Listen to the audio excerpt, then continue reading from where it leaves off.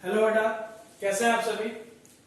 बेटा, आज की क्लास में हम पढ़ने वाले हैं भाई बहन रिएक्शन यानी कि डिस्प्लेसमेंट और डबल डिस्प्लेसमेंट रिएक्शन के बारे में। तो आइए फटाफट शुरू करते हैं। डिस्प्लेसमेंट रिएक्शन क्या होता है देखिए, समझेंगे। पहले डेफिनेशन लिख दूं मैं इसकी, फिर समझते हैं हम अच्छे से।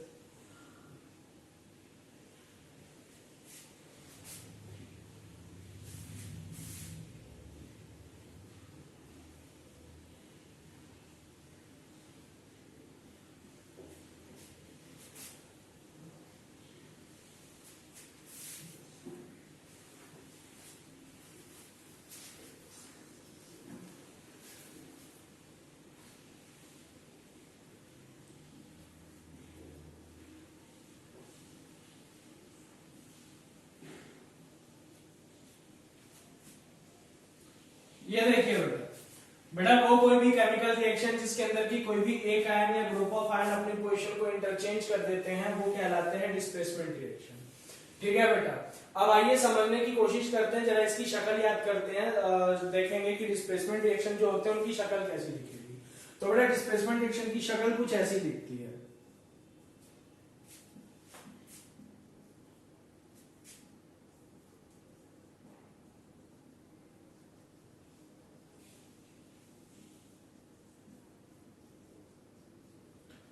बेटा, एक हमारे पास आयन होगा या ग्रुप ऑफ आयन होगा जो कि पहले एक एलिमेंट ए के साथ जुड़ा होगा या मेटल ए के साथ जुड़ा होगा। ठीक है बेटा, और एक बी मेटल होगा जो कि अकेला होगा। रिएक्शन होने के बाद ये जो एक्स ग्रुप होगा ये ए को छोड़ के बी के पास चला जाएगा, ए अकेला बच जाएगा।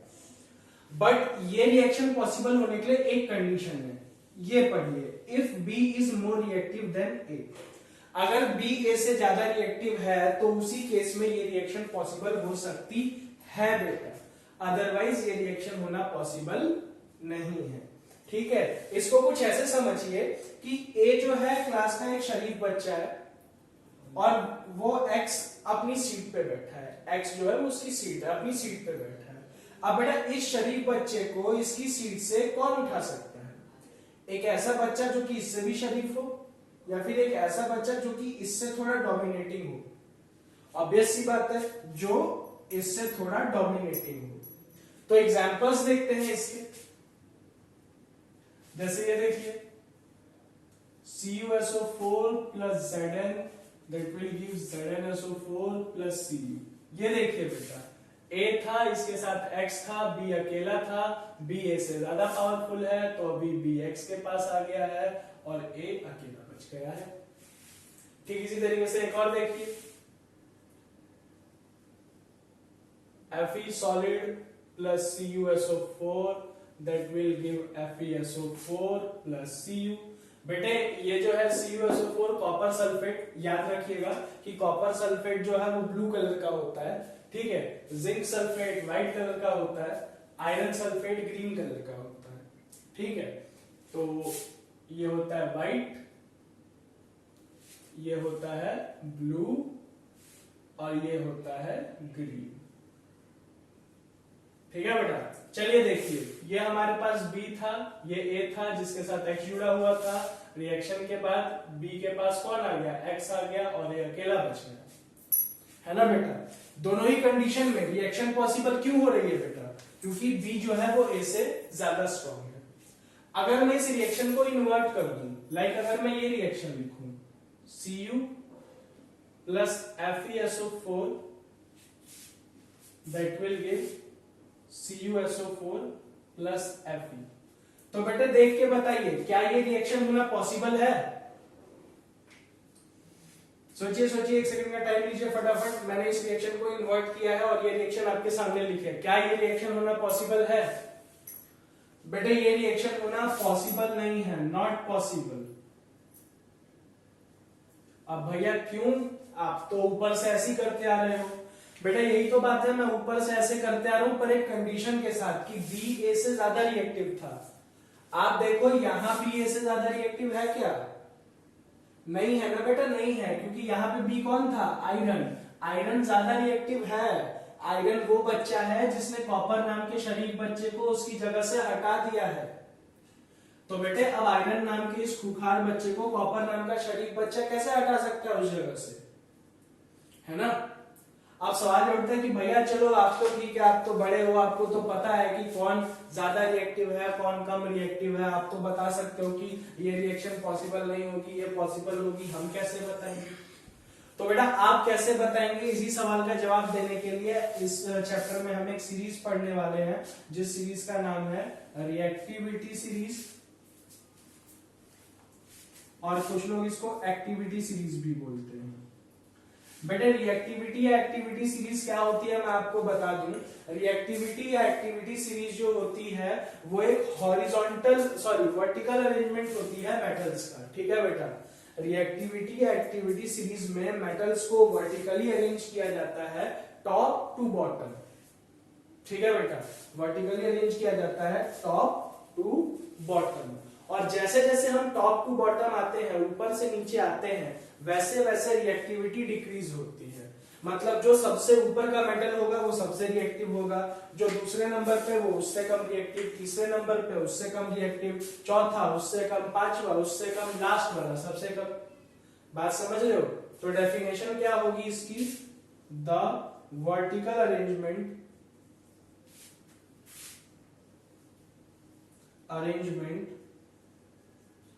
of metals in a column from top to bottom. The vertical arrangement of metals in a column from top to bottom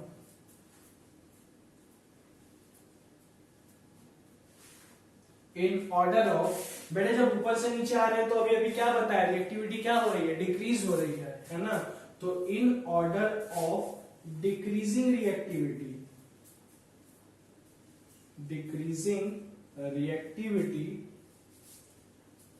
is called activity series और रिएक्टिविटी सीरीज, ठीक है बेटा, रिएक्टिविटी और एक्टिविटी सीरीज, ठीक है बेटा। तो चलिए अभी हम फटाफट रिएक्टिविटी या एक्टिविटी सीरीज को ड्रॉ करके देखते हैं, बना के देखते हैं, और फिर उसके बेसिस पे मैं आपको 4 क्वेश्चंस दूंगा और तब देखते हैं कि हमें समझ में आया कि नहीं, है ना। तो चलिए पहले आप ये इतना नोट कर लीजिए अच्छे से बेटा। ये तो देखते हैं फटाफट हम रिएक्टिविटी सीरीज।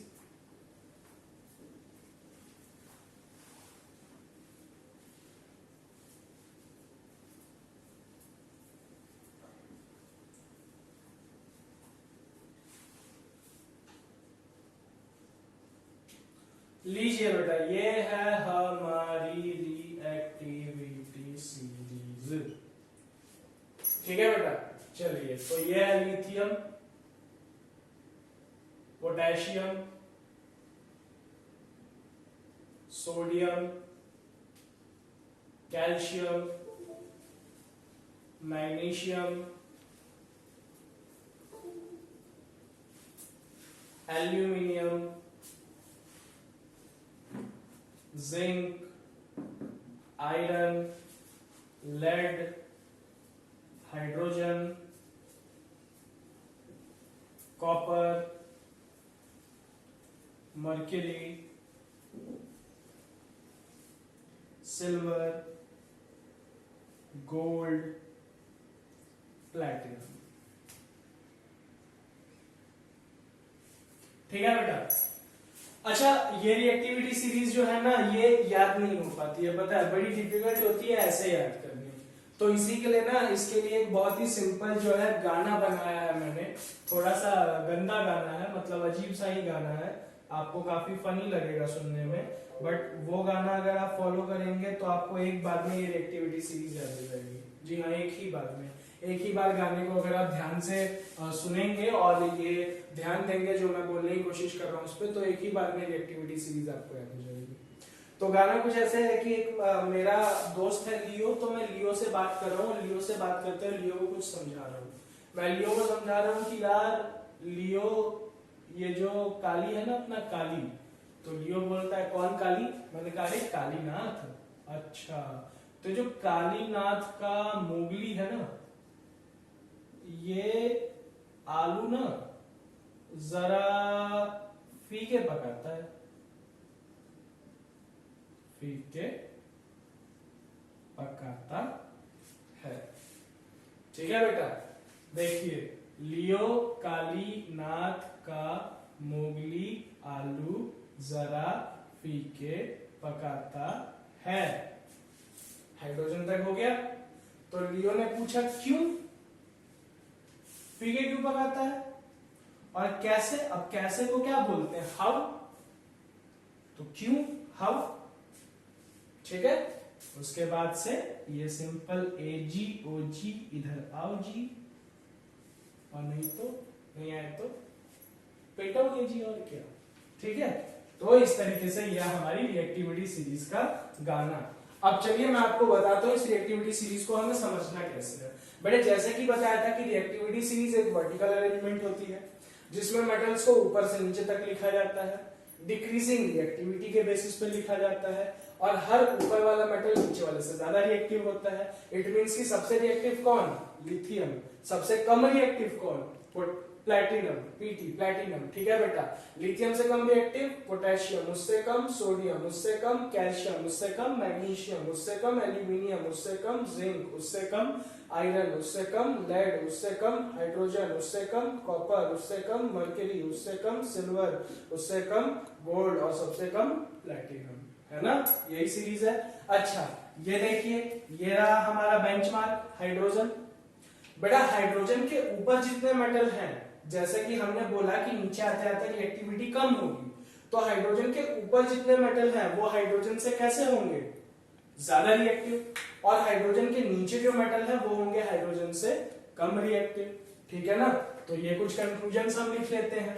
सबसे पहला कंक्लूजन कि लिथियम जो है इज हाईली रिएक्टिव, है ना, और पोटेशियम जो है वो लीस्ट रिएक्टिव है। अच्छा आप लोग परेशान मत होइएगा, मैं अभी बता दूं, जो लोग ये वीडियो देख रहे हैं, कुछ लोग बोलेंगे कि हमने तो पढ़ा था कि लीस्ट रिएक्टिव गोल्ड होता है। तो जब मैं थर्ड चैप्टर पढ़ा हुआ, थर्ड चैप्टर में मेटल मेटल का रिएक्शन जब बताऊंगा आप लोगों को कि एक मेटल सॉल्ट में दूसरी मेटल को मिलाते हैं तो क्या होता है, तब वहां मैं आप लोगों को बताऊंगा कि क्यों कुछ बुक्स में ये बताया होता है कि गोल्ड लीस्ट रिएक्टिव है और क्यों कुछ बुक्स में ये बताया होता है कि प्लैटिनम लीस्ट रिएक्टिव है। ठीक है बेटा। अच्छा तो प्लैटिनम जो है वो लीस्ट रिएक्टिव है।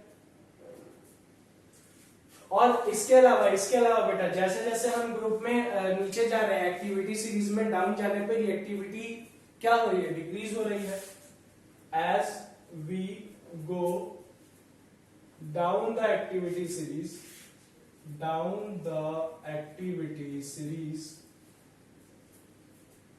रिएक्टिविटी डिक्रीज हो रही है। अच्छा इसके आगे बढ़ते हैं कि बेटा जो एलिमेंट हाइड्रोजन के ऊपर है वो हाइड्रोजन से ज्यादा रिएक्टिव है, और हाइड्रोजन को उसके फॉर्मूले में से, उसके कंपाउंड में से डिस्प्लेस कर सकते हैं।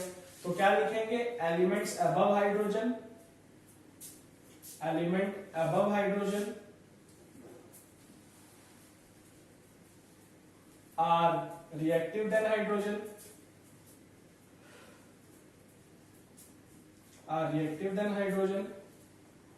and can displace it from its compound। ठीक है बेटा। और ठीक इसी तरीके से जो एलिमेंट हाइड्रोजन के नीचे है उनके लिए क्या लिखेंगे कि element below hydrogen are less reactive than hydrogen, और लेस रिएक्टिव है तो उसके कंपाउंड से उसको डिस्प्लेस नहीं कर सकते हैं, है ना।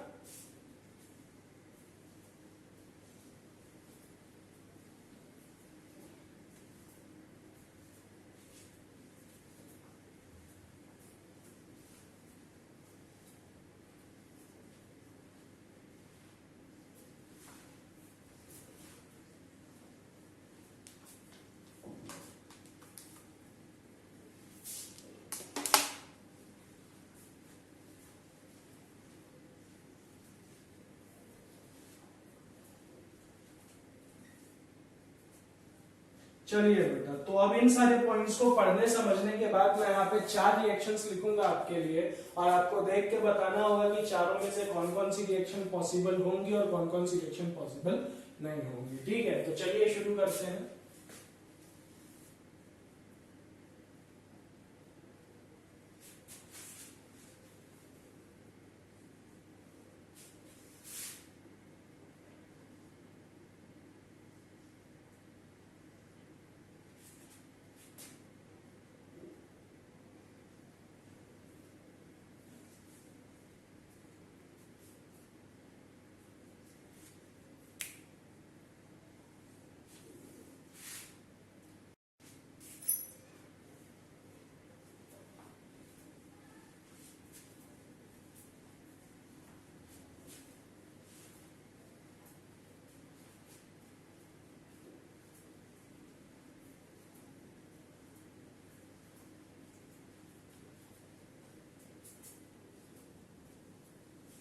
चलिए बेटा, ये 4 रिएक्शंस हैं, देख करके बताइए बेटा। NaCl plus K that will give KCl plus Na।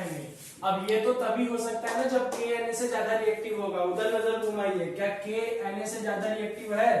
हाँ है बेटा, क्योंकि K Na के ऊपर आ रहा है, तो ये पॉसिबल है। MgCl2 combined with aluminium to give AlCl3 plus Mg। अब ये तो तब पॉसिबल है जब एल्यूमिनियम Mg से रिएक्टिव होगा, और इसके लिए एल्यूमिनियम को मैग्नीशियम के ऊपर होना चाहिए, बट एल्यूमिनियम तो मैग्नीशियम के नीचे है, मतलब ये रिएक्शन पॉसिबल नहीं है। अच्छा, Zn plus H2SO4 that will give ZnSO4 plus H2। बेटे ये पॉइंट और ये पॉइंट कि अगर कोई एलिमेंट हाइड्रोजन से ज्यादा रिएक्टिव है तो हाइड्रोजन को उसके कंपाउंड से हटा देगा।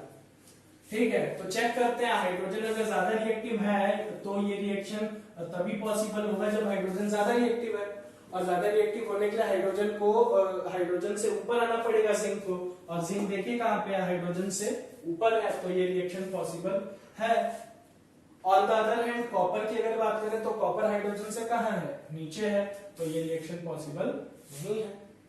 अच्छा बेटा, क्योंकि ये जो हमारे रिएक्शंस हैं, इन रिएक्शंस के अंदर ये जितने भी हमने रिएक्शन देखे, इन रिएक्शन के अंदर एक आयन या ग्रुप ऑफ आयन अपना प्लेस चेंज कर रहा है, इसी वजह से हम इन रिएक्शन को सिंगल डिस्प्लेसमेंट रिएक्शन भी बोलते हैं। ठीक है बेटा, डिस्प्लेसमेंट के अलावा सिंगल डिस्प्लेसमेंट भी बोलते हैं। तो मैं यहां लिख देता हूं, बिकॉज ओनली वन आयन और ग्रुप ऑफ आयन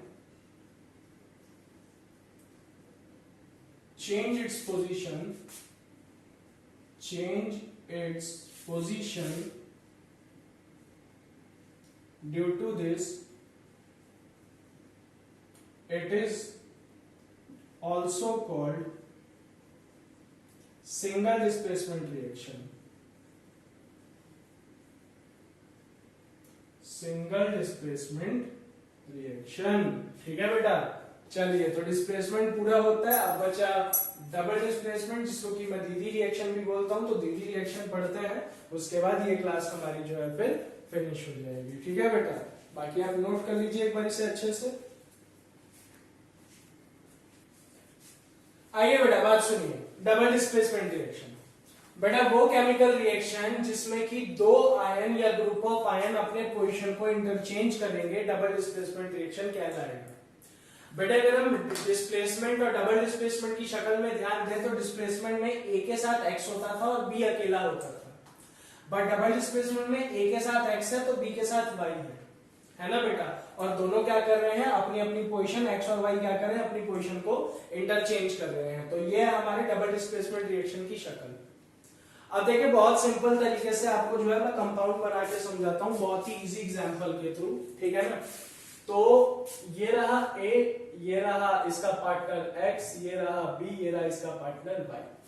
ठीक है, अच्छा तो चलिए आइए देखिए कैसे होता है, बताता हूं कि यहां पे ये पॉजिटिव ये नेगेटिव, यहां पे ये पॉजिटिव ये नेगेटिव। ठीक, मतलब पॉजिटिव पॉजिटिव बोले तो ये लड़का और ये दूसरा लड़का, और ये नेगेटिव नेगेटिव बोले तो ये एक लड़की और ये दूसरी लड़की। तो अब चलिए दो लड़कों और दो लड़कियों की कहानी सुनाता हूं आपको।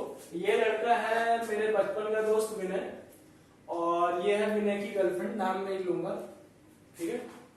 और ये हूं मैं, और ये है नहीं गर्लफ्रेंड नहीं, क्रश, ठीक है, क्रश। हाँ, तो वो ठीक है।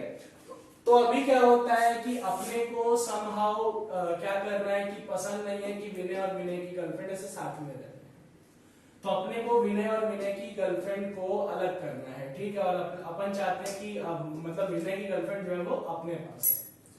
तो अपन ने क्या किया कि विनय और विनय की गर्लफ्रेंड के बीच में लड़ाई लगवा दी, और विनय की गर्लफ्रेंड जब रोने लगी तो रोने के लिए कंधा किसने दिया? मैंने। आंसू किसने पोंछे? मैंने। तो विनय की गर्लफ्रेंड अब विनय को छोड़ के किसके पास आ गई? मेरे पास। तो आओ देखो इधर, देखो इधर, देखो इधर, ये बी था, पहले एक्स किसके पास था? ए के पास, अभी एक्स किसके पास चला गया? बी के पास। अब विनय ने सोचा कि मैं तो अकेला पड़ गया, मैं क्या करूं? तो विनय ने क्रश से बात की, क्रश से बात करके इन दोनों ने हमें जलाने के लिए अपनी साठगांठ बना ली। तो ये देखो, ये रहा विनय ए, और अब इसके साथ कौन है? पहले इसके साथ कौन था? एक्स, अब इसके साथ कौन है? भाई। खत्म, ठीक है। ठीक इसी तरीके से ये देखो, ये एक मेटल ए इसके साथ जुड़ा है एक्स, ये दूसरा बी इसके साथ जुड़ा है वाई। रिएक्शन से पहले ए के साथ एक्स था, बी के साथ वाई था। रिएक्शन के बाद देखो ए के साथ कौन आ गया? वाई आ गया। और यहाँ देखो ये जो H2O है ना, इसको हम HOH लिखते हैं, मतलब HOH होता है, और क्योंकि इस O से दोनों में जुड़े हुए हैं इसीलिए हम इसको H2O लिख देते हैं। तो बेटा ये H क्या हो गया हमारा? ये H हो गया हमारा B, और इसके साथ कौन जुड़ गया? पहले B के साथ कौन जुड़ा था? Y, अब B के साथ कौन जुड़ गया? X, double displacement. ठीक इसी तरीके से लास्ट में ये A इसके साथ जुड़ा है X, ये B इसके साथ जुड़ा है Y। रिएक्शन के बाद देखो, रिएक्शन के बाद ये हमारा A है, ये हमारा B है। बेटे A के साथ पहले X जुड़ा था, अभी A के साथ कौन जुड़ा है? Y, और ये हमारा B है, B के साथ पहले Y जुड़ा था, अब B के साथ कौन जुड़ा है? X। और इसी प्रकार से क्या हो रहा है बेटे, हर एक रिएक्शन में जो दोनों ग्रुप ऑफ आयन है, दोनों ग्रुप ऑफ आयन है, दोनों ग्रुप ऑफ आयन है, ये अपनी पोजीशन क्या कर रहे हैं? इंटरचेंज कर रहे हैं। और इसी तरीके से ये जो डबल डिस्प्लेसमेंट रिएक्शंस हैं ये पॉसिबल हो रही हैं। ठीक है बेटा, तो चलिए अगली क्लास में इसके आगे पढ़ेंगे, बेटा बेटी रिएक्शन पढ़ेंगे जो कि डबल डिस्प्लेसमेंट के ही पार्ट हैं, और गर्मा गर्म रिएक्शन पढ़ेंगे। तो मिलते हैं अगली क्लास में, ठीक है बेटा, जय हिंद।